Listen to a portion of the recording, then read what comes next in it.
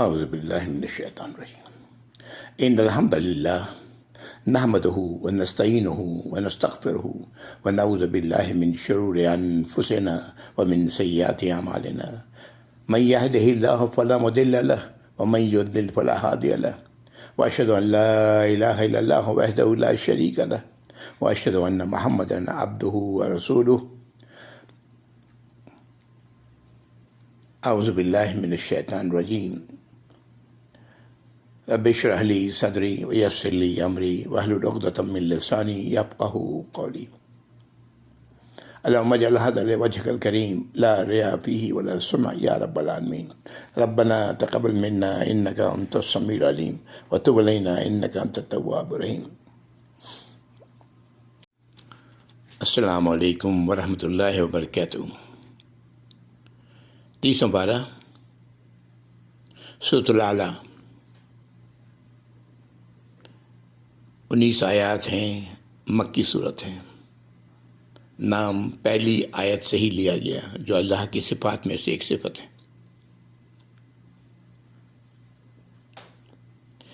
یہ صورت آپ کو بہت پسند تھی. عیدین اور جمعہ کی نمازوں میں آپ اس کے بعد آنے والی صورت الغاشیہ کی تلاوت فرمایا کرتے ہیں. جب ایک ہی دن عید اور جمعہ دونوں آیا تو آپ نے جمعہ کی ہی نماز میں عید کی نماز میں بھی آپ نے ان دونوں صورتوں کو پڑھا، اور جمعہ کی نماز میں بھی آپ نے ان دونوں صورتوں کو پڑھا.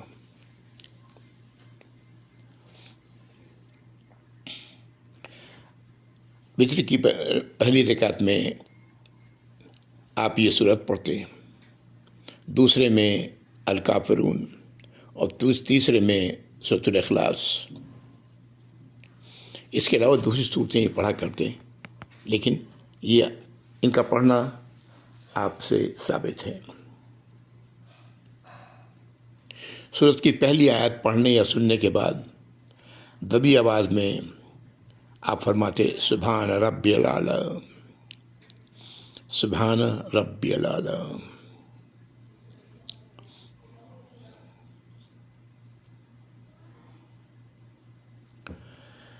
پہلی 5 آیات میں ایمان والوں کے کرنے کا کام ہے.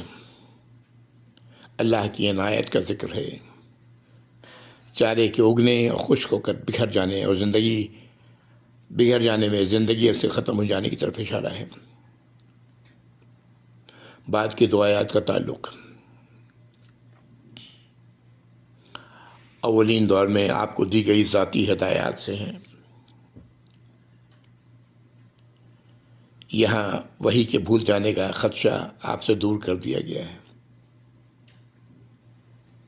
اس نوع کی ہدایت سلسلہ کلام کے دوران قرآن میں اس سے قبل 2 مقامات پر آ چکی ہیں. ان کا ذکر میں نے سورۃ القیامہ میں کیا تھا.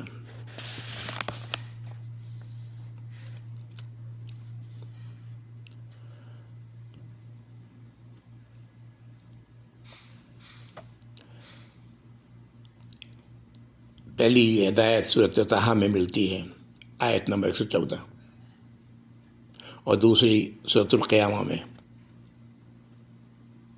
اور تیسری اس سورت میں.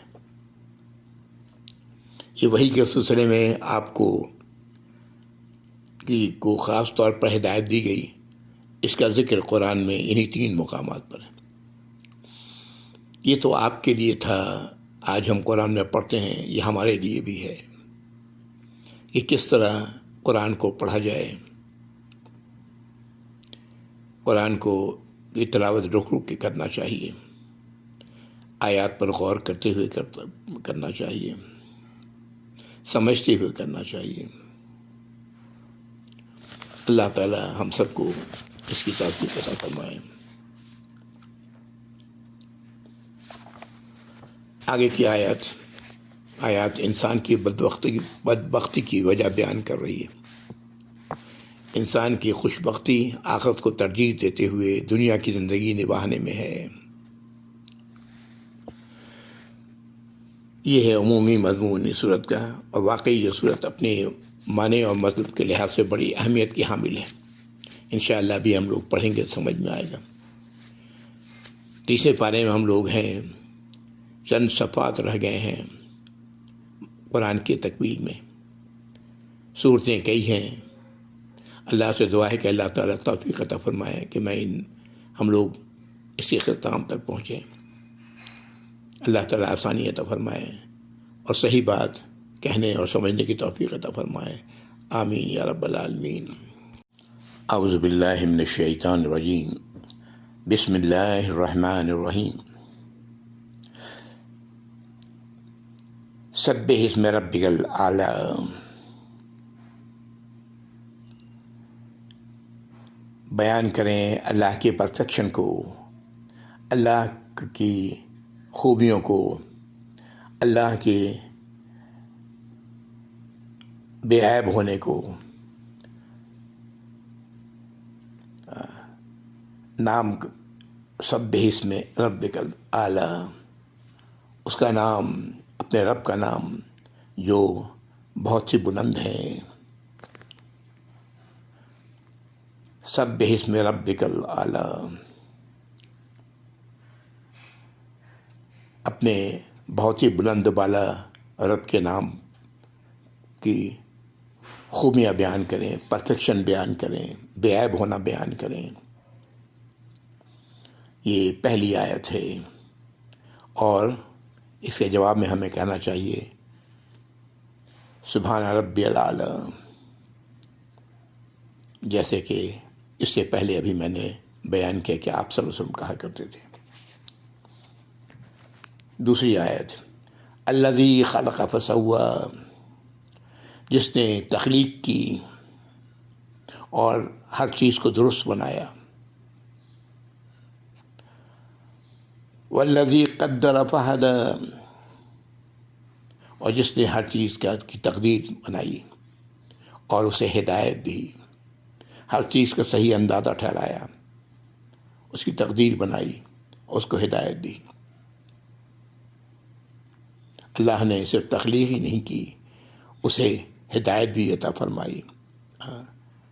یہ ہدایت انسان اپنے وجود میں دیکھ سکتا ہے، کس طرح پیدا ہونے کے بعد ہی ماں کی چھاتی پر منہ مارتا ہے۔ یہی تمام باحیات چیزوں میں آپ دیکھ سکتے ہیں کس طرح اللہ تعالیٰ نے ہدایت دی کہ چوزا انڈے کو توڑ کر باہر نکل آتا ہے۔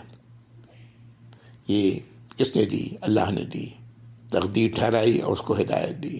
یہ آیت نمبر 3 دی۔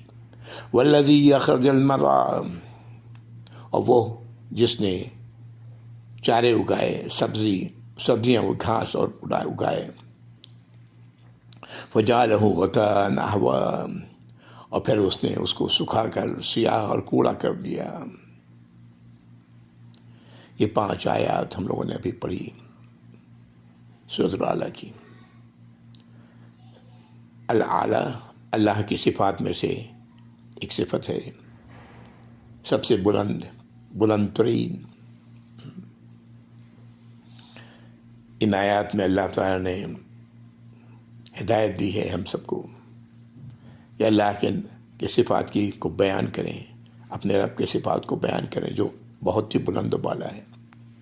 اس نے ہر چیز کی تخلیق کی، اس کو درست بنایا اور ہر چیز کا اندازہ ٹھہرایا اور اسے ہدایت عطا فرمائی۔ اسی نے زمین سے پودے اگائے جو چارے ہیں، جانوروں کا چارہ ہوتا ہے، اسی نے اگایا، اور پھر اسے خشک کر کے سیاہ کر کے کوڑا کر دیا۔ یہ چیزیں نوٹ کرنے والی ہیں، اللہ رب العزت نے کس طرح ان 5 آیات میں اپنی بڑائی کو بیان کرنے کا اور پھر اپنی تخلیق کا ذکر کیا ہے۔ جو ہم دیکھتے ہیں سب سے پہلے زمین میں یہ پودے ہی اگے، اللہ تعالیٰ اسی کا ذکر کر رہے ہیں۔ اور یہی ہم لوگوں کی زندگی کا بھی یہی حال ہے کہ دنیا میں آتے ہیں، بچے سے جوان ہوتے ہیں، بوڑھے ہوتے ہیں، پھر دنیا سے چلے جاتے ہیں۔ اللہ تعالیٰ ہم لوگوں کا یہ جانا خیر کے ساتھ ہو، ہم لوگوں کا یہ جانا اسے اس دنیا کے لیے، آخرت کے لیے سامان کے ساتھ جانا ہو کہ وہاں جا کر کے اللہ کی انعام کے مستحق بنے۔ آمین یا رب العالمین۔ آیت نمبر 6 اور 7 یہ وحی کے سلسلے میں آپ صلی اللہ علیہ وسلم کو جو ہدایت اللہ نے دی اس کا ذکر ہے۔ سنقرئک فلا تنسیٰ، ہم آپ کو پڑھا دیں گے صلی اللہ علیہ وسلم، اے نبی صلی اللہ علیہ وسلم، تو آپ نہیں بھولیں گے، الا ما شاء اللہ، سوائے اس کے جو اللہ چاہیں گے۔ انہ یعلم الجہر وما یخفی، بے شک اللہ تو جانتے ہیں جو کچھ ظاہر ہے جو کچھ پوشیدہ ہے، ان سب کا علم رکھنے والے ہیں۔ یہ آیت نمبر 6 اور 7 یہ خصوصی ہدایت تھی۔ سورہ طٰہٰ کی آیت نمبر 114 میں وہ تھی فتعالی اللہ الملک الحق، بہت بلند والا ہے اللہ، وہ ہیں جو حقیقی بادشاہ اس کائنات کے ہیں۔ ولا تجل بالقرآن من قبل ان یقضی الیک وحیہ وقل رب زدنی علما، اور آپ جلدی نہ کریں قرآن کے پڑھنے میں قبل اس کے کہ وحی کا اختتام نہ ہو جائے، وحی آپ پر جو آ رہی ہے وہ مکمل نہ ہو جائے۔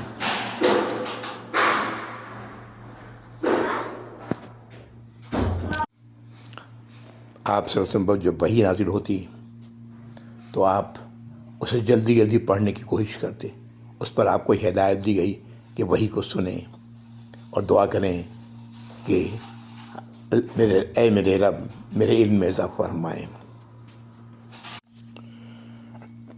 سورۃ القیامہ کی آیت نمبر 16 لا تحرک بہ لسانک لتعجل بہ، اپنی زبان کو جلدی جلدی حرکت نہ کریں دیں اس کے ساتھ، یعنی قرآن کے ساتھ۔ ان علینا جمعہ و قرآن، بے شک یہ ہم پر ہے، ہماری ذمہ داری ہے، اسے اکٹھا کر دیں اور اسے پڑھا دیں۔ فَإِذَا قَرَأْنَاهُ فَاتَّبِعْ قُرْآنَهُ، اور جب ہم اسے پڑھا دیں تو پھر آپ پڑھنے میں اس پہ اتباع کریں۔ ثُمَّ إِنَّ عَلَيْنَا بَيَانَهُ، پھر یہ ہماری ذمہ داری ہے، اللہ تعالیٰ فرمانا اس کو بیان کر دیں، آپ پر واضح کر دیں جو کچھ آپ پر وحی کی گئی ہے۔ یہ آیت نمبر 17 یا 16 ہے۔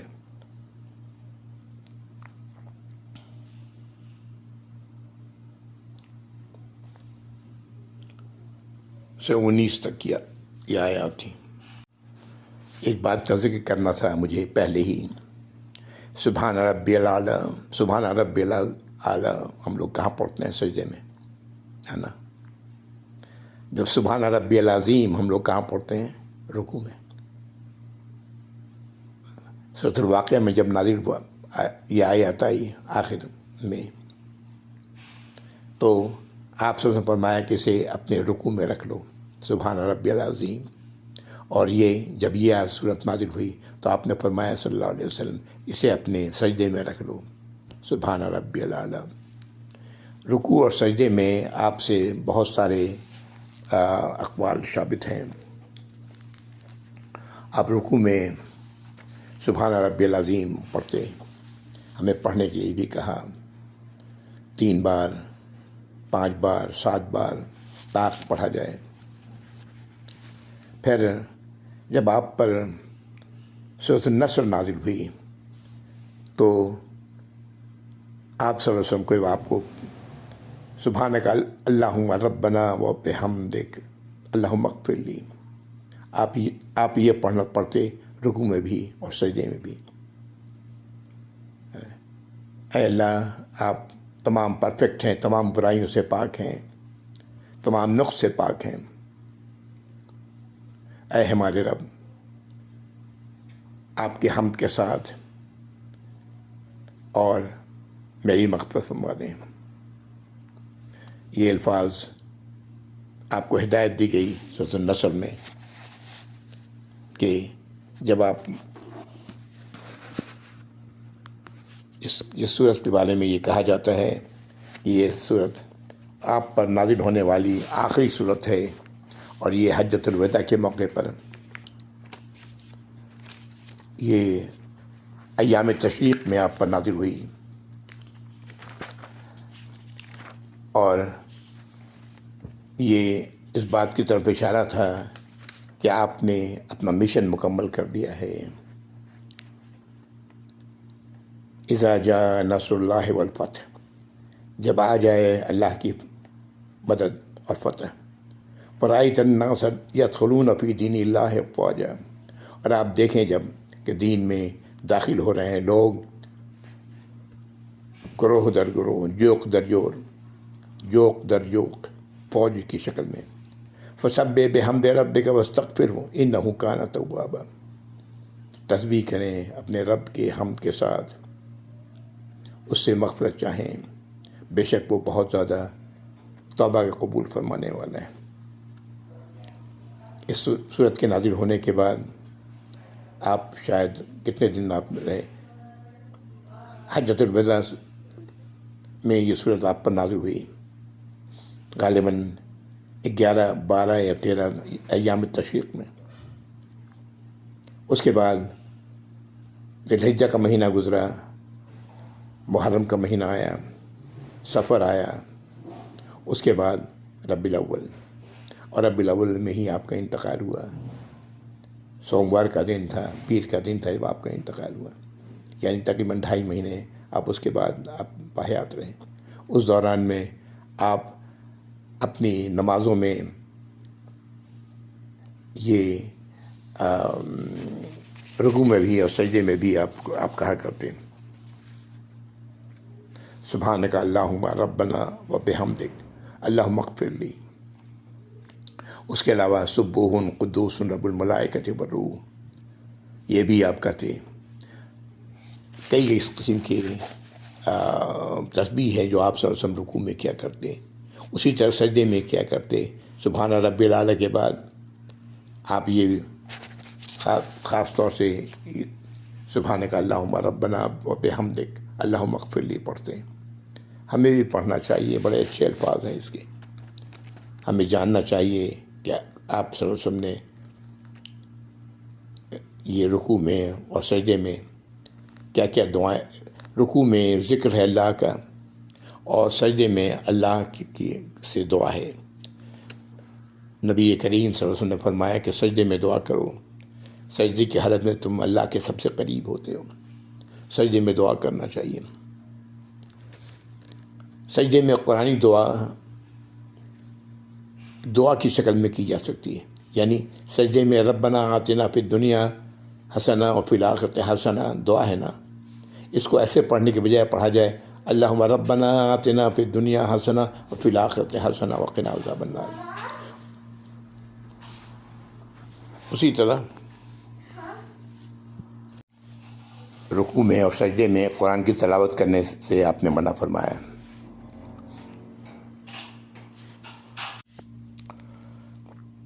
اعوذ باللہ من الشیطان الرجیم، آیت نمبر 8، وَنُيَسِّرُكَ لِلْيُسْرَىٰ، ہم آپ کے لیے آسانی کر دیں گے، آسانی کی طرف لے جائیں گے آپ کو۔ فَذَكِّرْ إِن نَفَعَتِ الذِّكْرَىٰ، تو آپ نصیحت کریں اگر نصیحت فائدہ پہنچانے والی ہے، فائدہ دے تو۔ سَيَذَّكَّرُ مَن يَخْشَىٰ، اس سے فائدہ اٹھائیں گے وہ لوگ، نصیحت وہی حاصل کریں گے جو ڈرنے والے ہیں، اللہ کا خوف رکھنے والے ہیں، اللہ کی سزا سے اپنے آپ کو بچانے والے ہیں۔ وَيَتَجَنَّبُهَا الْأَشْقَىٰ، اور جو بدبخت ہوگا وہ اس سے گریز کرے گا، دور رہے گا۔ الَّذِي يَصْلَى النَّارَ الْكُبْرَىٰ، یہ وہ شخص ہوگا جو داخل ہوگا اس بڑی آگ میں، استغفر اللہ، اللہ تعالی ہم سب کو محفوظ رکھے۔ ثم لم یموت فیہا ولا یحیا، پھر وہاں نہ اس کی موت آئے گی نہ وہ زندگی میں ہوگا۔ یہ ایک عجیب، یعنی انتہائی تکلیف کی حالت، تمنا کرے گا مرنے کی لیکن موت نہیں آئے گی، اور نہ وہ زندوں میں ہی ہوگا۔ ایک حدیث میں آپ نے وضاحت کی ہے، جو ہمیشہ کے جہنمی ہیں انہیں تو نہ موت آئے گی نہ وہ زندوں میں ہوں گے، لیکن جن کے ساتھ اللہ کا ارادہ رحمت کا ہے وہ آگ میں گرتے ہی جل کر مر جائیں گے، پھر سفارشی لوگ جائیں گے ان کے ڈھیر چھوڑا لائیں گے، پھر نہر حیات میں ڈال دیے جائیں گے، اور جنتی نہروں کا پانی ان پر ڈالا جائے گا۔ وہ اس طرح جی اٹھیں گے جس طرح اب دانہ نالی کے کنارے کوڑے کرکٹ پر اگاتا ہے، پہلے سبز ہوتا ہے، پھر زرد، پھر ہرا۔ یہ وہ لوگ جو ایمان والے ہوں گے، جن کے دلوں میں ایمان ہوگا، رائی کی طرح برابر بھی وہ تو نکال دیے جائیں گے، لیکن جو ہمیشہ کی، جو ایسے لوگ جو ایمان سے خالی ہوں گے، جو شرک میں مبتلا ہوں گے، وہ ہمیشہ ہمیشہ کے لیے جہنم میں ہوں گے۔ اللہ تعالی ہم سب کو محفوظ رکھیں، یا اللہ ہمیں اس سزا سے ہی محفوظ رکھیں جو ایمان والوں کو اللہ تعالیٰ دیں گے ان کی برائیوں کے نتیجے میں، ان کی نافرمانیوں کے نتیجے میں۔ اللہ تعالیٰ ہم لوگوں کو ان میں شامل فرمائے جو اللہ کی کامیاب ہونے والے ہیں اس دن، اور اللہ کی نعمتوں میں اللہ تعالیٰ انہیں جنت میں بھیج دیں گے۔ یا اللہ ہم سب کو ان میں شامل فرمائے یا ارحم الراحمین۔ آیت نمبر 14 سے لے کے 19 تک۔ قد افلح من تزکا، بے شک وہ تو کامیاب ہو گیا جس نے اپنے نفس کو پاک کیا برائیوں سے، وذکر اسم ربہ فصلی، اور اس نے اپنے رب کے نام کو یاد رکھا اور نماز پڑھی۔ یہ آیت نمبر 14 اور 15 ہے۔ یہ ہے جو ایمان والوں کے لیے ایمان والے کرتے ہیں، اپنے نفس کو برائیوں سے پاک کرتے ہیں، نفس کے اندر جو برائیاں ہیں ان سے دور ہونے کی کوشش کرتے ہیں، اللہ کا ذکر کرتے ہیں، اللہ کی صفات کو بیان کرتے ہیں، قرآن پڑھتے ہیں، یہ بھی اللہ کا ذکر ہے، اور نماز ادا کرتے ہیں۔ آیت نمبر 16، بل تؤثرون الحیات الدنیا، بلکہ تمہارا معاملہ یہ ہے کہ تم دنیا کی زندگی کو ترجیح دیتے ہو، والآخرۃ خیر وابقیٰ، اور آخرت ہے یہ بھلا بھی ہے اور ہمیشہ باقی رہنے والا ہے۔ یہ ہے انسانی کیفیت جس کا ذکر ان 2 آیات میں کیا گیا۔